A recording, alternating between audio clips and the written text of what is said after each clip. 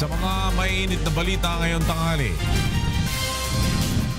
pagdismiss sa impeachment complaint laban kay Pangulong Rodrigo Duterte, pinagtibay na ng House Committee on Justice.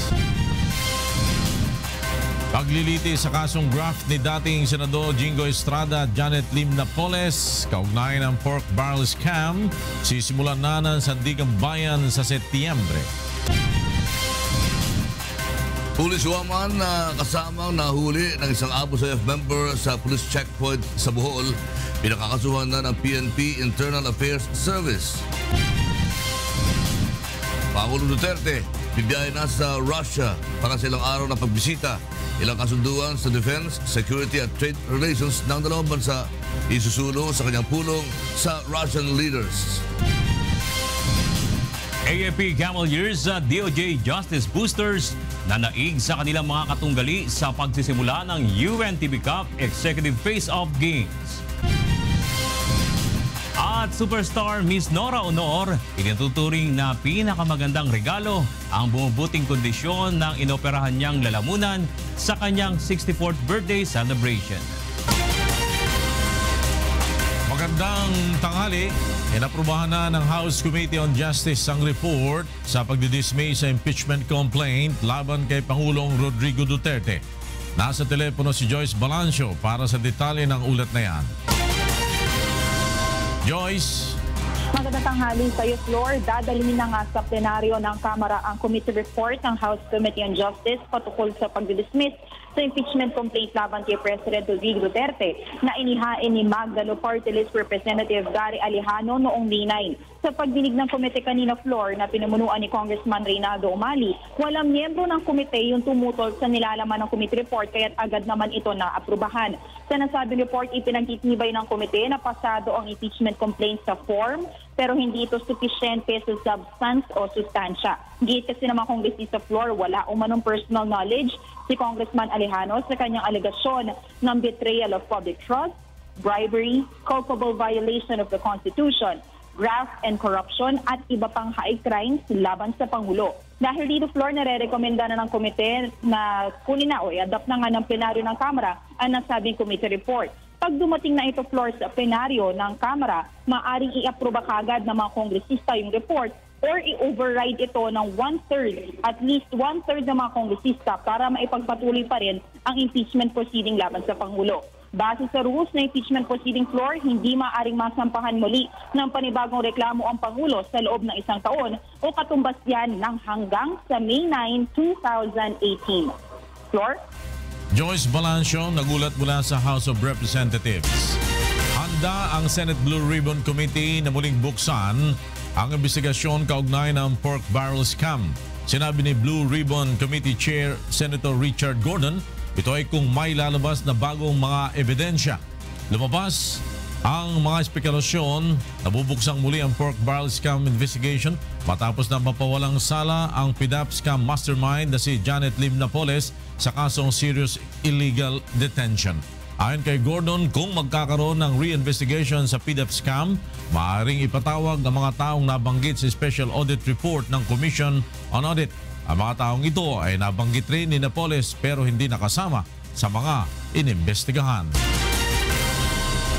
Sa iba pang mga balita, ipinahayag ni Justice Secretary Vitaliano Aguirre na wala dapat na ikatakot si Senador Leila de Lima sakaling tumastigo ang napawalang sala si Marine Lieutenant Colonel Ferdinand Marcelino laban sa kanya. Sinabi ni Aguirre na ito ay kung talagang inosente ang senadora sa sinasabing illegal drug trade sa New Bilibid Prison. Ang Aguirre, imahinasyon lamang ni de Lima ang sinasabi nito na kaya pinalaya si Marcelino ay para tumastigo laban sa kanya. Matapos nga na makalaya si Marcelino nitong nakaraang linggo, ipinahayag ng DOJ na pinag-aaralan nito kung maaari ang tumastigo si Marcelino kaugnay sa drug trade sa New Bilibid Prisons. Binisita ng mga kongresistang miyembro ng tinatawag na Magnificent Seven si Senador Leila de Lima sa PNP Custodial Center sa Camp Crame. Mag-ulat sa pamamagitan ng telepono si Grace Cousin mula sa Camp Crame. Yes, Grace. Nakailang mga mahalagang isyu ang pinag-usapan nila Senator Leila de Lima at ang mga kongresistang miyembro ng Magnificent Seven sa Kamara. Sa pagbisita nito kay Senator de Lima na ngayon nakakulong sa TNT Studio Center sa Camp Crame. Ayon kay Akbayan Party List Representative Tom Villarin, partikular na tinalakay nila ay ang usapin sa West Philippine Sea, kung saan sinabi umano ni Senator de Lima na delikado ang bilateral talks na planong gawin at pasukin ng Duterte administration.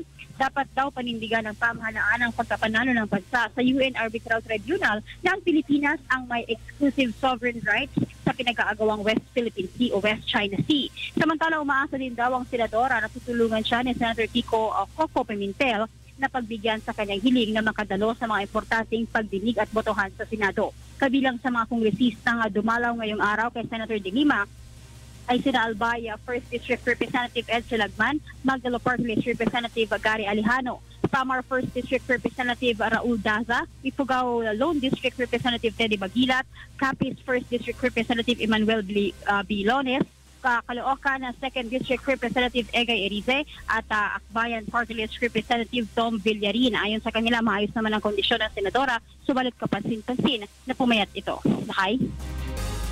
Maraming salamat, Grace Cassidy. Nag-uulat mula sa Camp Crame.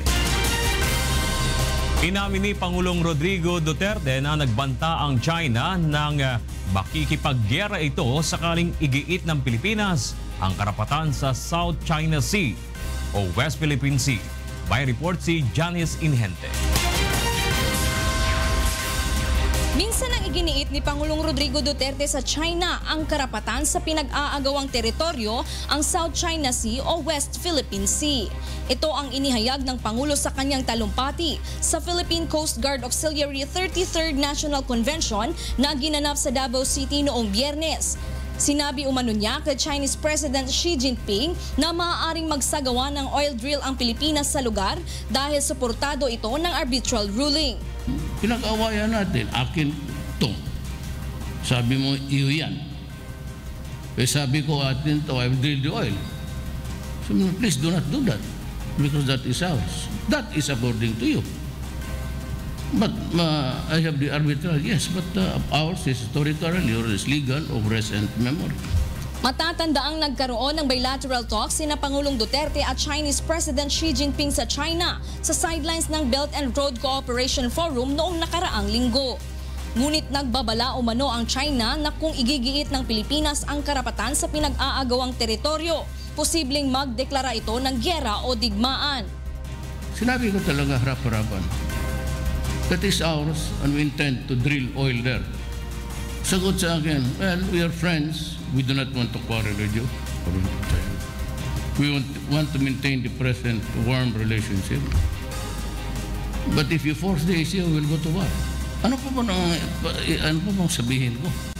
Ayon pa kay Pangulong Duterte, ang banta ng armed confrontation ang dahilan kung bakit pinili niya ang pakikipagkaibigan sa China sa halip na igiit ang arbitral ruling. Malaki aniya ang posibilidad na matalo ang Pilipinas sa digmaan. Ang Chinese military ang isa sa pinakamalakas sa buong mundo. Are they willing to fight? Because if they're willing to fight, we are. But kung ako lang, why would I do that? It will result in a massacre. And it will just destroy everything. Ang unang sasabog dyan, yung Palawan. Ginawa ni President Duterte ang pahayag matapos ang pagbatikos sa kanyang China policy. Janice Inhente, UNTV News and Rescue, Davao City. Magsisimula na sa Setyembre ang paglilitis sa kasong graft ni dating Senador Jingo Estrada at Janet Lim Napoles. Makakausap natin sa telepono si Mon Ocson, kaugnay ng ulat na yan. Go ahead, Mon. Yes, Bernard, kayo ng umaga ay terminate na ng Sandigan Bayan Division ang pre-trial order upang agad na makapagsimula sa paglilitis sa graft case ni dating Senador Jingo Estrada at Janet Lim Napoles. Natapos na ng depensa at prosekusyon ang mga documentary evidence upang formal na masimulan ng trial. Nauna lang itinakda ng korte sa June 19 ang paglilitis sa plunder case ni Estrada at Napoles, habang September 4 naman itinakda ang graft case. Sa ngayon ay kasalukuyang sumasailalim pa sa therapy ang kanang balikat ni Estrada matapos makaramdam ng pananakit. Pinayagan si Estrada noong nakarang linggo na makapunta sa Cardinal Santos Hospital upang makapagpa-X-ray. Si Estrada ay naharap sa kasong plunder at isang count ng graft dahil sa di umano'y pagkuha ng mahigit 183 million pesos sa kickback mula sa kanyang PDAP. Yan ang latest mula dito sa Sandigan Bayan, Balik February. Maraming salamat, Monokso. Nagulat ng DAI mula sa Sandigan Bayan.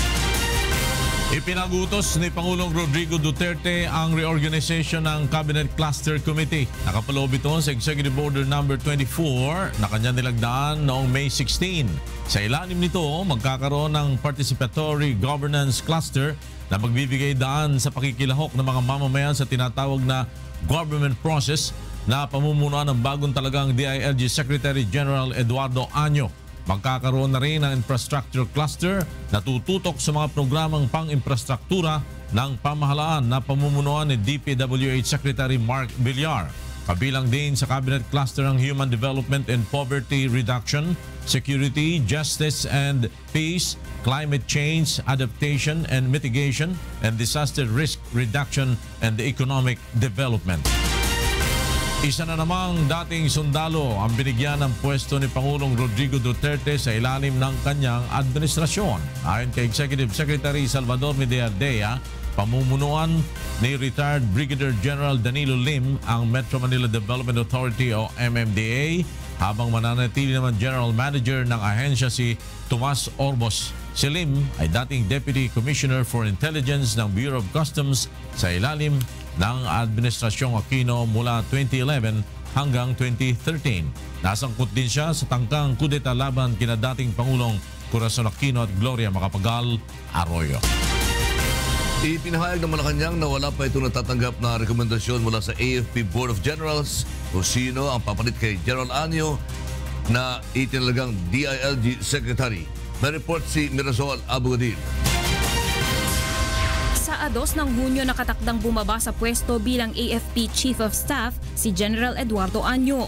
Ayon kay Presidential Spokesperson Undersecretary Ernesto Abella, ang maagang pagre-retiro ni Año ay upang mapaglaanan ng panahon ang maayos na paglilipat sa kanya ng tungkulin bilang bagong kalihim ng Department of the Interior and Local Government. Sa Oktubre pa sana magre-retiro ang general kung kailan maaabot niya ang mandatory age of retirement na 56. Samantala, kahit ilang linggo na lamang bago ang nakatakdang turnover sa mapipiling bagong AFP Chief of Staff, sinabi ng Malacanang na wala pa rin silang natatanggap na listahan mula sa AFP Board of Generals.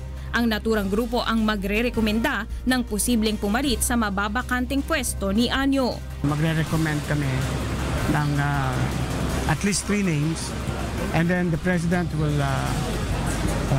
decide kung sino doon sa i-recommend namin na possible successor as the next Chief of Staff.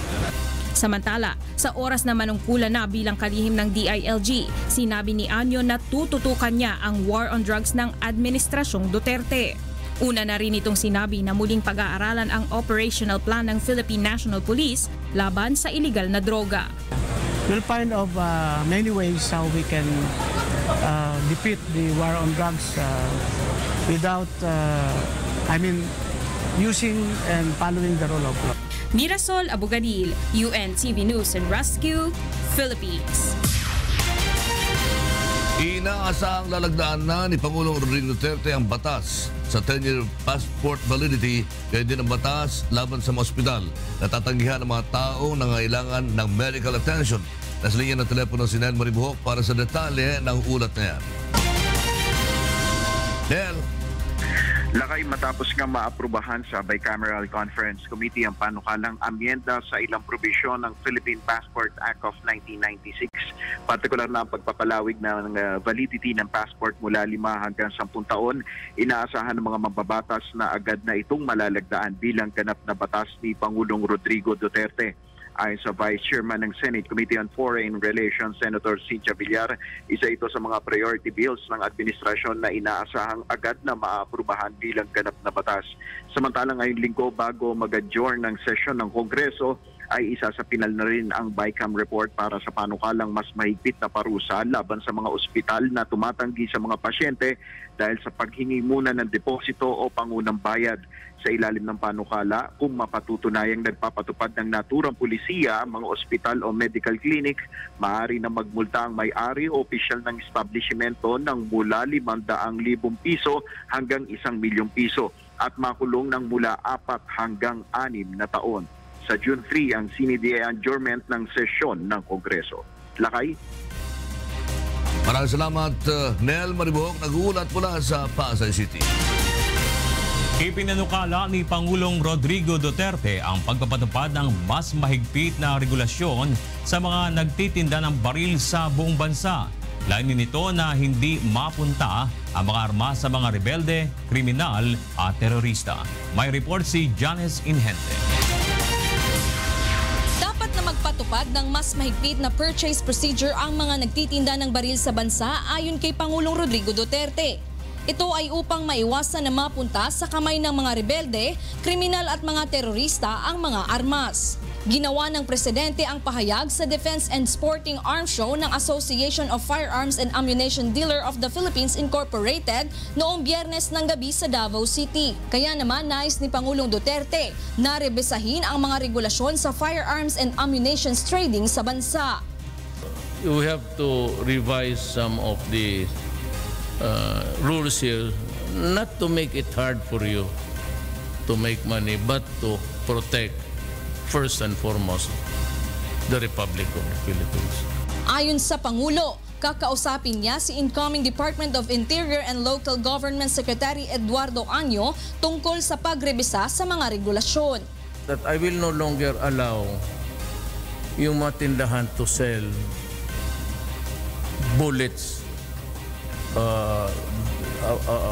over the counter. That cannot be done. Hindi tayo matatapos nito. Just supplying ammunition to the enemy.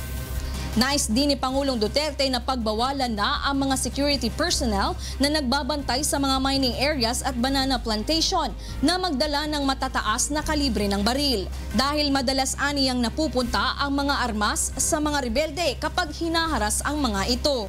Janice Inhente, UNTV News and Rescue, Davao City. Alis na ngayong araw si Pangulong Rodrigo Duterte para sa ilang niyang official visit sa Russia. Nasa linya ng telepono si Janice Inhente para sa detalye ng ulat na yan. Janice?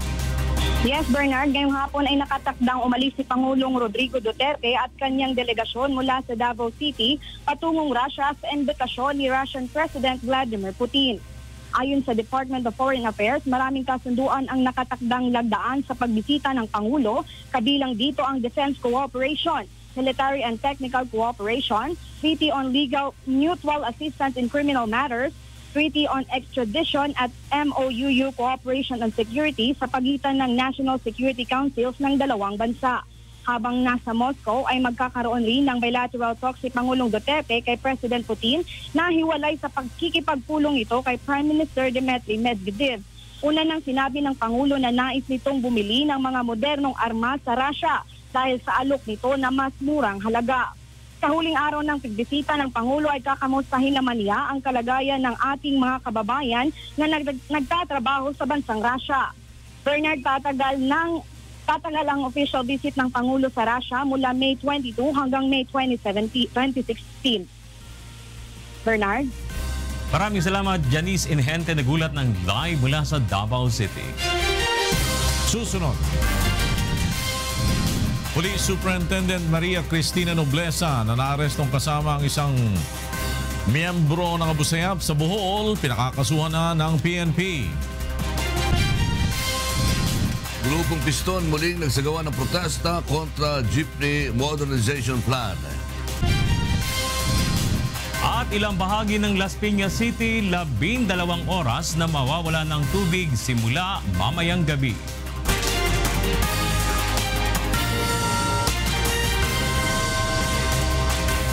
Isusumite na ng PNP Internal Affairs Service o IAS kay PNP Chief Ronald Bato de la Rosa ang rekomendasyon nito kaugnay sa kaso ni Superintendent Maria Cristina Nobleza na nahuling tumutulong sa Abu Sayyaf grave misconduct o conduct unbecoming of an officer ang posibleng kasong irerekomenda laban kay Nobleza. Sinabi ni IAS Inspector General Alfigar Triambulo, sapat ang mga ebidensyang kanilang hawak para panagutin si Nobleza. Si Nobleza ang pulis na nahuli sa checkpoint sa Bohol, nakasama si Rino Lu Dongon, isang Abu Sayyaf member. Naghahanda na ang Government at National Democratic Front Peace Panel para sa ikalimang round ng peace talk sa the Netherlands sa susunod na linggo.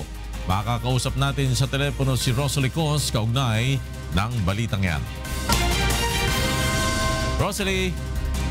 Yes, muna tanghali, Flor. Itinuturing na pinakamalayong naabot na ng Government at National Democratic Front Peace Panel ang isasagawang muling paghaharap ng mga ito upang ipagpatuloy ang pagkamit ng pangmatagalang kapayapaan at wakasan ng halos 5 dekadang insurgency sa bansa.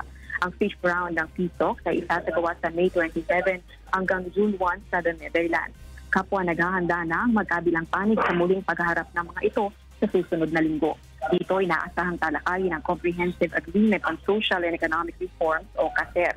Ang CASER ang pinakasentro ng muling paghaharap ng magkabilang panig at ang pagkakasundo sa mga isyong may kinalaman sa pagkakaroon ng pangmatagalang reformang pang-ekonomiya na nakikitang solusyon sa kahirapan sa bansa. Ito rin ang magbibigay daan sa pagkakaroon ng pangmatagalang tigil pupukan sa hanay ng mga tauhan ng militar at New People's Army. Ngayong araw ay nagsasagawa din ng Ibon Foundation ng Media Forum upang bigyan impormasyon naman ng publiko sa mahalagang pakikihalahok nito sa usaping pangkapayapaan ng pamahalaan at makakaliwang grupo. Binigyang diin din ng grupo na dapat nagbabago na ang economic policies ng bansa upang masolusyonan ang mabagal na pag-usad ng economic growth ng Pilipinas. Floor?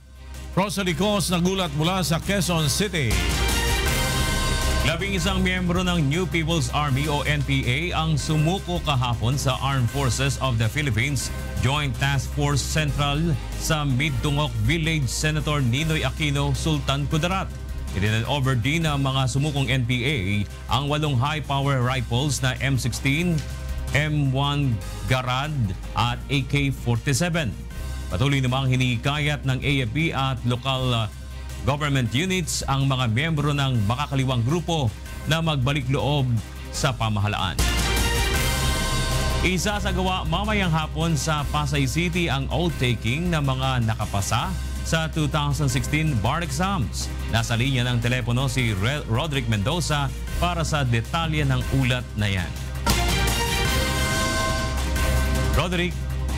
Bernard, magdaraos ng special and bank session mamayang alas 3 ng hapon ang Supreme Court para sa oath-taking ng mga nakapasa sa 2016 bar exams. Sasagawa ito sa SM Mall of Asia Arena sa Pasay City. 3,747 sa mahigit 6,000 kumuha ng pagsusulit noong Nobyembre ang nakapasa. Katumbas ito ng mahigit 59% na passing rate na isa sa pinakamataas na kasaysayan ng bar exams. Nakapagtala rin ng record ngayong taon dahil sa kauna-unahang pagkakataon, lahat ng nakapasok sa top 10 ay pawang graduate ng mga law school sa mga probinsya. Matapos ang oath-taking, mamaya ay kailangan pang pumirma sa Roll of Attorney sa Office of the Bar Confidant ang mga bar passer bago sila maging opisyal na mga abogado. Bernard? Maraming salamat, Roderick Mendoza, nagulat ng live mula sa Maynila. Pero naman isang napakahalagang public service, 12 oras, 12 hours, mawawala ng supply ng tubig ang ilang bahagi ng Las Piñas City simula mamayang gabi. Sinabi ng Maynilad, magsisimula ang water service interruption mamayang alas 7 ng gabi at tatagal hanggang bukas ng alas 7 ng umaga. Ito ay dahil sa isasagawang pipe network upgrade. Kabilang sa mga apektadong lugar ay ang CCAA, Elias Aldana, Pamplona 1 hanggang 3, Talon 1 at Talon 2. Pinapayo na maapekto ang mga residente na mag-ipon na ng tubig. At para sa mga tanungan at karagdagang impormasyon, maaari tumawag sa Maynilad Hotline 1626. Nagsasagawa ngayong araw ng protest caravan ng Piston at No to Jeepney Phase Out Coalition upang tutulan ang planong jeepney modernization at scrappage program para sa mga pampaserong jeep na may 15 taon edad pataas. Nasa linya ng telepono si Joan Nano para sa detalye ng ulat na yan. Yes, Joan. Lakay nakarating na ngayon sa tanggapan ng Department of Transportation sa Ortigas ang grupo ng Piston at ang No to Jeepney Phase Out Coalition. Kaugnay pa rin yan ang kanilang isinasagawang protest caravan kontra sa planong jeepney modernization at scrappage program ng pamahalaan sa lahat ng mga lumang pampasaherong jeep na may edad 15 taon pataas.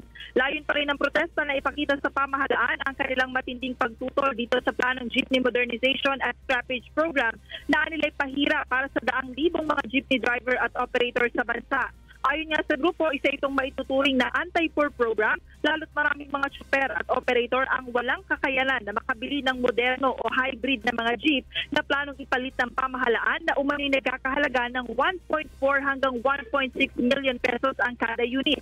Iginigit pa rin ng mga ito na sa halip na jeepney phase out ay payagan na lamang sila na i-rehabilitate o palitan ng mga bagong piyesa ang kanilang mga jeep upang mapakinabangan pa rin nila kung saan gagastos lamang anila sila ng tig 100,000 pesos.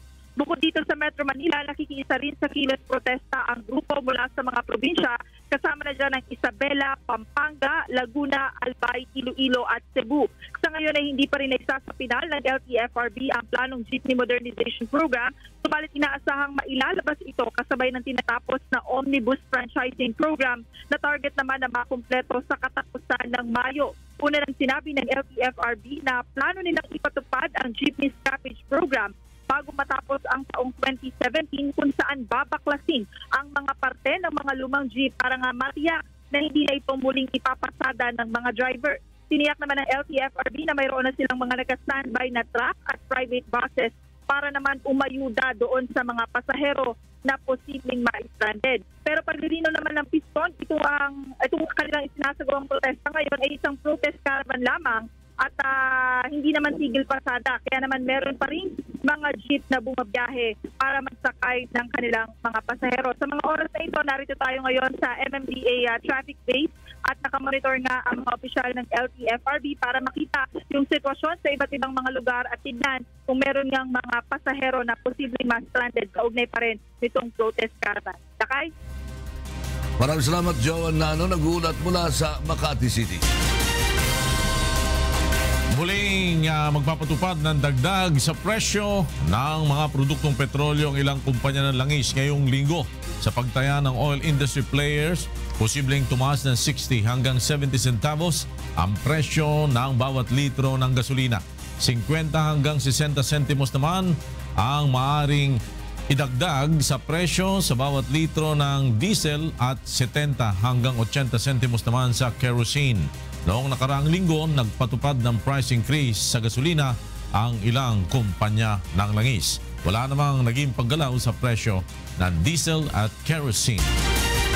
Binigyan ng 5 araw na palugit ng Traffic Enforcement Agency ang mga motorista upang alisin ang mga sagabal sa kanilang line of view habang nagmamaneho kaugnay ng implementasyon ng Anti-Distracted Driving Law. May report si Joan Nano.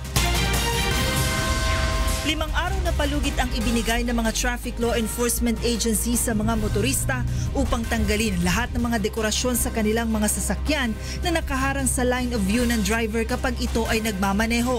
Sa ilalim ng LTO at LTFRB Joint Administrative Order 2014-01, dati nang ipinagbabawal ang paglalagay ng mga figurin, stuffed toys at iba pang uri ng dekorasyon na maaaring makaabala sa atensyon ng driver. Gayun din ang pag-inom ng anumang inumin na hindi ginagamitan ng straw kung nagmamaneho ang driver. Muli namang mag-uusap ang Interagency Council for Traffic at ang Automobile Association of the Philippines para sa tamang lugar na paglalagyan ng signages. To come up with an MC and in coordination with the AAP, we ask also Asset Swansing saan ang proper na pwedeng ilagay ang signboard na safe to the riding public na makikita rin nila at saka safe sa driver na pag nag-drive. Sa pagpupulong na isinagawa noong Biyernes ng DOTR, LTO, MMDA, LTFRB at PNP Highway Patrol Group, muling tinalakay ang ilang regulasyong nakapaloob sa pagpapatupad ng Anti-Distracted Driving Law. Ito'y matapos na magdulot ng kalituhan sa mga motorista ang implementasyon ng bagong batas. Batay sa napagkasunduan, maaari pa rin namang maglagay ng dashcam pero dapat nakapwesto ito sa likuran ng rear view mirror o sa may bahagi ng aircon vent. Pasok naman sa reckless driving ang mga mahuhuling driver na nagme-makeup o nagbabasa ng libro o e-books kahit pa nakahinto ang sasakyan dahil sa mabigat na trapiko. Ayon pa sa LTFRB, pinag-aaralan nila ang posibleng pagpapatigil pansamantala sa implementasyon ng Anti-Distracted Driving Law upang bigyang prioridad muna ang information dissemination sa mga motorista. We are getting the consensus of the other government agencies. Parang proceed muna with the information dissemination. Let's go strong on the information dissemination para aware yung motorist. Muling magsasagawa ng special board meeting ang IAC sa Martes upang talakayin ang iba pang regulasyon ng Anti-Distracted Driving Law. Joan Nano, UNTV News and Rescue, Quezon City. Umaabot sa 100 mag-aaral ang nagtapos sa Special Program for Employment of Students o SPES nito lamang nakalipas na Sabado. Ang SPES ay programa ng Department of Education o DepEd na naglalayong kumita ang mga estudyante habang bakasyon. May report si Joyce Balancio. 100 estudyante ang nagtapos sa Special Program for Employment of Students o SPES noong Sabado. Ang SPES ay taunang programa ng Department of Education na naglalayong mabigyan ng pagkakataong makapagtrabaho ang mga estudyante habang bakasyon. Maliban sa skills training, bibigyan rin ng 1,700 pesos allowance kada linggo ang mga participating students. Bukod pa ito sa financial assistance na ibinibigay rin ng Department of Labor and Employment o DOLE para sa kanila. Ayon kay DepEd Youth Formation Division Chief Juan Araujo Jr., layunin rin ng SPES na mahikayat ang mga estudyante na magtrabaho sa gobyerno upang magamit ang kanilang talento sa pagsisilbi sa bayan. Students yung enhancement ng kanilang skills, parang sort of immersion sa government offices at nakikita nila kung paano mag-operate ang isang gobyerno. Prioridad ng DepEd sa programa ang mga mag-aaral na mula sa mga mahihirap na pamilya na kumikita ng hindi tataas sa 143,000 pesos kada taon. Kabilang rito si Christine Magsanay na iniipon ang kanyang pambaon at pang-tuition mula sa nakuha sa programa. Karamihan po ng mga SPES trainees na kasama ko po, gagamitin nga po ito para sa tuition fee. Kaya ayun po, sobrang nagpapasalamat po kami kasi malaking tulong to para na rin po sa pag-aaral namin. Ang Hotel and Restaurant Management student naman na si Juan Francis Nava, ikinagalak rin ang pagsama sa programa dahil sa iba pa niyang natutunan. Tutunan ko po yung sa computer po, more on computer kasi po yung po more sa Excel, Microsoft. Ayon sa DepEd, ipagpapatuloy nila ang SPES sa susunod na taon kung saan magkakaroon ng 250 slots. Maaring mag-apply sa susunod na taon ang mga estudyante at maging ang mga out-of-school youth mula edad 15 hanggang 24. Pumunta lang sila sa DepEd office sa Pasig City at magsumite ng mga dokumento kabilang na ang birth certificate, income tax return ng mga magulang o guardian at ang certification mula sa kanilang barangay. Joyce Balancio, UNTV News and Rescue, Pasig City. Ipinahayag ng Pag-asa na malaki ang maitutulong ng paglalagay ng radar sa Philippine Rise para sa pagbibigay ng babala at impormasyon sa publiko tungkol sa paparating na bagyo. May report si Ray Pelayo. Mahalaga para sa Pag-asa DOST ang papel na ginagampanan ng mga radar na nasa iba't ibang lugar sa bansa. Pangunahin itong kasangkapan sa pagsukat sa lakas ng bagyo at dami ng ulang maaaring ipuho sa isang lugar. Kaya naman ayon sa Pag-asa, kung makapaglalagay ng radar o iba pang weather instruments sa Philippine Rise, makapagdaragdag ito ng impormasyon na maaaring makapagbigay ng babala sa publiko. Kung may magkakaroon ng structure, we can also collocate our observing facilities like for example, automatic weather stations. And for Benham Rise, ang Philippine Rise o dating tinatawag na Benham Rise ay 160 nautical miles ang layo mula sa silangan ng Isabela. Nasa 25 milyong hektarya ang sukat nito na nasa ilalim ng karagatan. Nadadaanan ng bagyo ang lugar, lalo na sa mga huling buwan ng taon kung kailan umiiral ang amihan. Areas that will be affected supposedly by a tropical cyclone or other weather systems coming from this region, Benham Rise region that will pass through the northern part of Luzon. Mayroon tayong parang mata doon sa lugar na yan. Una nang sinabi ni Agriculture Secretary Manny Piñol na ang planong itatag na monitoring at research facility sa lugar ay magsisilbing kanlungan ng mga mangingisdang Pilipino at maging ng Philippine Coast Guard na maaaring malapagan ng mga drone at helicopter kung saan sa pinakamababaw na bahagi planong ilagay. Samantala, humiling naman ang Bureau of Fisheries and Aquatic Resources ng 5 bilyong pisong karagdagang pondo para rito. Target masimulan ang naturang proyekto sa taong 2018. Ray Pilayo, UNTV News and Rescue, Quezon City. At ngayon naman, alamin natin ang mga balita mula sa iba't ibang panig ng Pilipinas. Ihatid ng ating kasangbahay na si Frima Salonga Gloria. Pagpagugto, Frima. Dakala salamat lakay at maya pagugto ka rin kay katamong kasambahay. Iniing kay katamong balita, iba't kimiyayaliwang lugar king kay katamong bansa. Di na nalalalam na ning Media Relations Seminar ang pong workshop deng Police king Calabarzon. Ining balita ng Jenica Cruz. Sumailalim ang mga kawani ng Philippine National Police ang Calabarzon Region sa isang Media Relations Seminar at workshop sa Camp Vicente, Calamba City, Laguna noong nakarang linggo. Layunin nitong masanay ang mga pulis sa pakikipag-ugnayan sa media sa tuwing may mga news coverage sa kanilang lugar. Ito ang pangatlong pagkakataon na nagsagawa ang Calabarzon PNP ng ganitong seminar.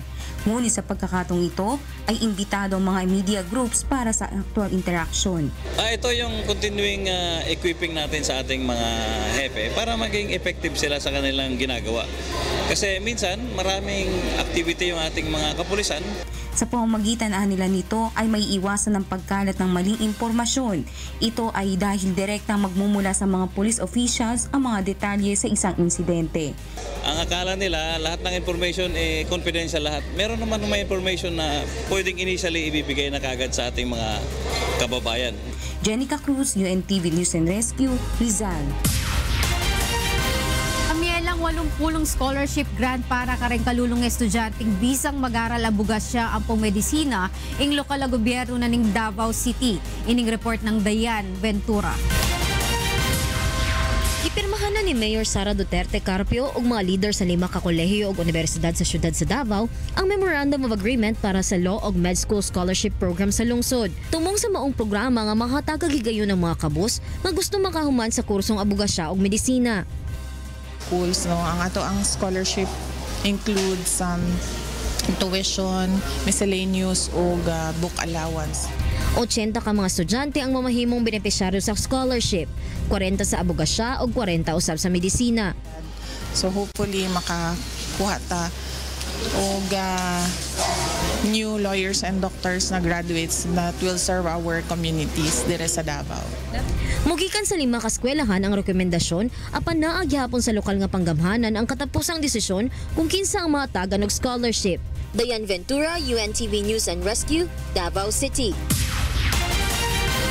Maglunsad lang anti-poverty projects in Office of the Vice President king Negros Oriental. Samantala may aresto la ring 3 lalaki king Cebu, uli na ning illegal lang mamisali ang pong gagawang butane cylinders. Ining balita ng Lalaine Moreno. Sa Negros Oriental, gilunsar na sa Zamboanguita Negros Oriental sa Biyernes ang Angat Buhay Program sang Office of the Vice President.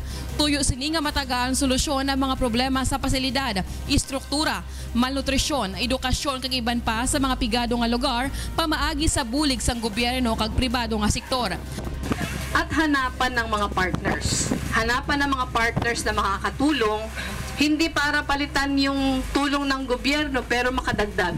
Sa Cebu, ginpasundayag sang Philippine Army Military Academy mabalasi class of 2019 nga ginalakipan sang 279 ka mga kadete ang ilang nga abilidad sa ginhiwat nga silent drill sang Sabado sa Cebu City Complex. Nalakip ang silent drill sa ila 5 ka adlaw nga goodwill visit sa Banwa.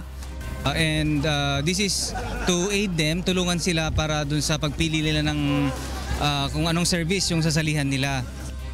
Samtang arestado ang 3 kalalaki sa Minglanilla, Cebu tungod sa illegal nga pagbaligya, pagbuhat kag pag-refill sa mga LPG canisters o mas kilala sa tawag nga butane. Nadakpa ng mga ini sa separado nga raid nga gilunsar sang Minglanilla Police, Penro 7 kag Department of Energy sa duha ka warehouse sa Barangay Tulay kag Barangay Vito sang Biyernes sang hapon. Ginadilian ang pagbaligya kapag buhat sa mga butane canisters sa mga banwa agud malikawan nga paghalinan ini sang sunog. Lalaine Moreno, UNTV News and Rescue, Philippines. Diyan kay katamong balita, iba't king miyayaliwang lugar king kay katamong bansa. Mibalik kay kayo Ken Lakay. Salamat, Frima Salonga Gloria. Susunod, AFP Cavaliers at DOJ boosters na naig sa kanilang mga katunggali sa pagsisimula ng UNTB Cup Executive Face-Off Games. Entry ng isang kompositor mula sa Quezon City. Pasok na sa Grand Finals ng A Song of Praise Music Festival Year 6 matapos ng haling Producers Peak winner kagabi. At ating guy, nagpasalamat sa lahat ng tumulong upang muli siyang makaawit kasabay ng selebrasyon ng kanyang 64th birthday.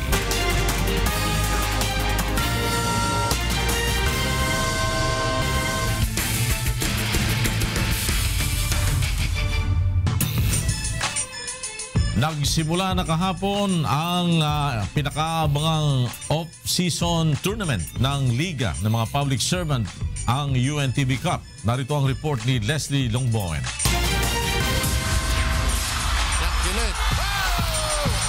Matapos yanigin ang 13 kupunan ng hard courts na nakalipas na UNTB Cup Season 5, 6 na kupunan naman ngayon ang maglalaban-laban. Ngunit sa pagkakataong ito, hindi regular na mga manlalaro ang makikita sa hardcourt dahil ang mga executive official na 40 anyos pataas mula sa iba't ibang kupunan ang magbabanggaan sa UNTV Cup Off-Season Game Executive Face-Off. Kahapon formal nang ipinakilala ang mga kalahok dito. Ito ay ang PNP Responders, BOC Transformers, Senate Sentinels, AFP Cavaliers, DOJ Justice Boosters at Judiciary Mages.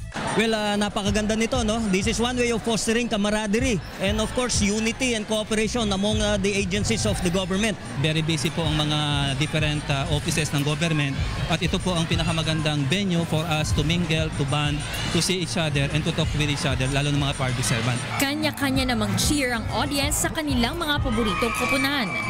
Yung PNP po, this coming championship, sana makuha ulit nila yung title ng champion. Message ko lang po sa Team BOC, just enjoy the game and give the best all you can. Po yung AFP Cavaliers, ang message ko po sa kanila, go, go, go, and pagpatuloy nila yung legacy nila dati na naging champion sila, sana maulit ulit yung sa executive nila ngayon. Bukod sa pagsasama-sama ng mga public servant, layo ng UNTV Cup na makatulong sa mga nangangailangan. Una, papasalamat tayo sa Panginoon at sa lahat ng mga nag-participate. Kagaya ng dati, ito pa rin yung pagpapatuloy ng ating public service na ginagawa. Each team, meron pa rin silang kanya-kanya nilang mga beneficiary na makakatanggap noong mga mapapanalunan nila. So, this is still for charity and this is still for public service. Benepisyaryo ng team na magwawagi sa UNTV Cup Off-Season ay makatatanggap ng 1 milyong piso.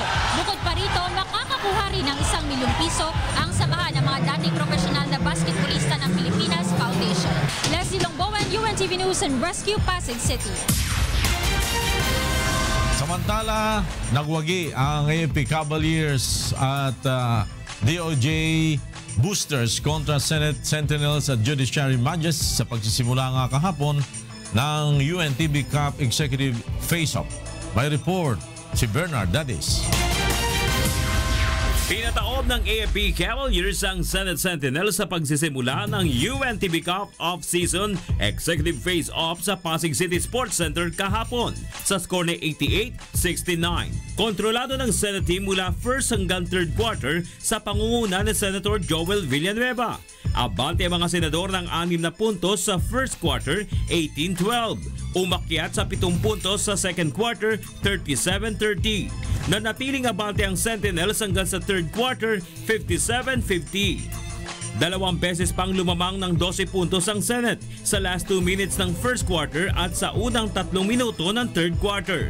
Ngunit pagpasok ng fourth quarter, nagsimulang rumesbak ang Cavaliers. Napako na sa 69 points ang Sentinels mula sa last 4 minutes and 16 seconds ng ball game hanggang sa maubos ang oras. Yung game plan talaga namin, takbuhan, bilisan namin yung game. Nung first half kasi, medyo tinago namin yung trap eh. Sabi ko, pag hindi kailangan, hindi natin gagawin. Pero nung nilamangan na kami ng malaki, sabi ko, pinagandaan natin, gawin natin. Tinanghal na best player of the game si Brigadier General Hener Del Rosario na nagpaputok ng 20 puntos, 6 na rebound at 2 steals. Yun ang sinabi sa amin ng coaching staff, yung sinabi niya, running game tayo, malakas ang resistensya natin, bisi kung kaya ng tapatan tayo ng kabila. So nakita naman, hindi masyado silang nakatapat, nalamangan na namin ng fourth quarter. Mistulang nagwagi naman sa championship match ang pakiramdam ng DOJ Justice Boosters nang talunin sa dikdikang bakbakan ang Judiciary Magis sa score na 56-50. Pukpukang umatikabo ang team ng Justices at Judge kontra team ng mga state at city prosecutors. Nanguna sa DOJ, si Lipa City OIC City Prosecutor Nonilon Tagalikod na kumamada ng 12 points, 5 rebounds, 4 assists, 6 steals at 1 block kaya tinanghal na best player of the game. Samantala may combined 30 points naman si Court Administrator Jose Midas Marquez at Florida Blanca Pampanga Presiding Judge Wendell Ramitere para sa Judiciary. Matatanda ang huling nagwagi ang DOJ sa regular season 1 beses noong Season 4 at wala namang naipanalo sa 6 na laban noong Season 5. Kaya para sa DOJ, napakahalaga ng pagkapanalo na ito sa kanilang koponan. Sumusunod, kahit mga bossing sumusunod sila. Kung anong sinabi ko, yun ang ginagawa nila. Siguro nanalo kami dahil mahirap kalaban ng Judiciary eh. Malalakas sila, magagaling. So hopefully sa mga susunod na game mas maganda pa ipakita ng DOJ. Sa darating na linggo muling magtutuos ang 6 na koponan sa pagpapatuloy ng elimination round alas 2 ng hapon sa Pasig City Sports Center. Bernard Dadis, UNTV News and Rescue, Philippines.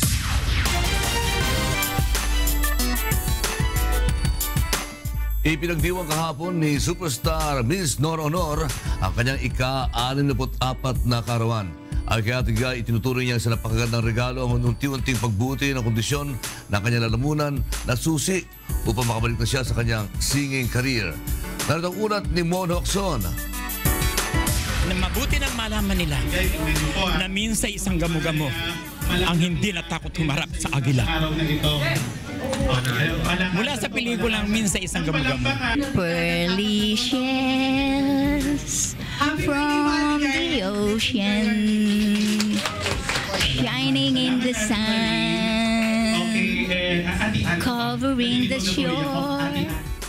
Sila si Mang Carlos at Aling Teresita, ang itinuturing na pinakamatandang mga fan na nag-iisang superstar Miss Nora Honor. Mula pa sa tawag ng tanghalan noong 1967 kung saan nagsimula ang career ni Ate Guy, nakasubaybay na ang dalawa. Kaya naman hindi pwedeng mawala sila sa pagdiriwang ng ika-64 na kaarawan ni Ate Guy. Mula nung araw, at kita nyo naman, bata pa rin naman ako ngayon. 49 lang. Uy, 49 hindi naman. Ay, nandito pa rin sila at talagang hindi nila pinapabayaan kung ano yung mga dapat na ibigay sa akin para nila mapasaya ako. Lalo na ngayon na kaarawan ko at talagang pinaghandaan nila ito. Sa pagdiriwang ng kanyang kaarawan, isang magandang regalo para kay Ate Guy ang unti-unting pagbuti ng kondisyon ng kanyang lalamunan. Nasira ang kanyang boses matapos magkaproblema sa isang cosmetic enhancement operation sa Japan. Kung sakali na maoperahan ako, sa tulong pa rin ng UNTV, ni Kuya Daniel at ni Brother Eli na sila po ang lahat ng gumagastos sa lahat ng pagpapacheck up ko. May lalo po akong natutuwa sapagkat baka madali na ang sinasabi natin o hinihintay natin na makakanta muli ako. Sakaling tuluyan ng gumaling, mayroon lang napiling awit si Ate Guy na unang kakantahin. Siyempre, ang pasasalamat sa Diyos ang dapat kong unahin para kantahin sapagkat kung di naman dahil sa tulong ng ating Panginoon ay siguro wala ito ngayon. Hindi ako walang tao na tutulong sa akin para makakanta o makapagpa-opera. Last na lang sa akin. Sige. Kabilang sa mga dumalo sa birthday party ni Ate Guy ang kaibigan nitong aktor na si Menji Covarrubias, award-winning screenwriter na si Ricky Lee at ang kanyang bunsong anak na si Kenneth. Mon Hokson, UNTV News and Rescue, Quezon City.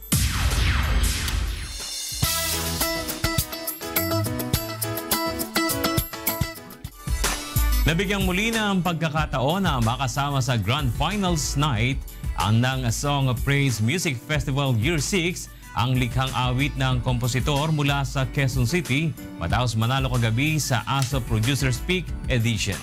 Nagbabalik si Mon Hokson. 84.67. Oh! Ang kanta po natin sa linggong ito ay Wala Kang Katulad. Hindi makapaniwala si Raymil Ananya na nabigyan pa siya ng ikalawang pagkakataon sa A Song of Praise Music Festival Year 6. Dati nang umabot sa monthly eliminations noong Pebrero ang kanyang awit na Wala Kang Katulad, ngunit nabigong manalo. Masugid na taga-subaybay ng ASOP TV ang graphic animator na si Raymil na mula sa Quezon City. Kahit nasa opisina sa kanyang libreng oras ay nanonood ito ng mga ASOP video na naka-upload sa YouTube. Kaya naman lubos ang kanyang saya na sa pagkakataong ito ay pumasok sa third weekly elimination Producer's Pick ang kanyang obra musika. Aminado ako na hindi naman ako magaling talaga pero nakalusot yung kanta, so awan ng Diyos siguro, yun na lang siguro yung pag-asa ko na kung sino mapipili, ganun. Para sa akin, ang dating niya is very pop so madali siya talagang matandaan, may recall. Ito isang awit papuri, pero markado-markado yung pagka-contemporary niya. Bakit? Kasi pagdating sa chorus, saka mo binigay yung solusyon, yung hindi nagbabago, hindi nagwawakas. Ang ganda-ganda. Ang interpreter naman ng awit ni Raymil na si RJ Buena ng 5th Gen, bagamat ilang beses nang nakapag-perform sa ASOP ay nakaramdam pa rin ng kaba. Catchy, mabilis matandaan. May verses lang na siyempre pagbago, hindi mo masyadong makanta pa. Pero eventually kasi, nakuha ko rin naman siya and naniniwala ako sa song. Tinalo ng awit ni Raymil sa ASOP TV Producers Pick ang March monthly finalist na Mahal Ka ng Diyos ni J. Alvin Consigo at ang April monthly finalist na Dahil Mayroong Ikaw ni Mart Ilagan. Mon Hokson, UNTV News and Rescue, Quezon City. Yan ang mga balitang aming tinutukan at inaksyonan. Dahil sa aming pagbabalita, una ang pagkalinga sa CAP. UNTV C News, may balita sa mampanig ng daigdig. Magandang tanghali. God bless.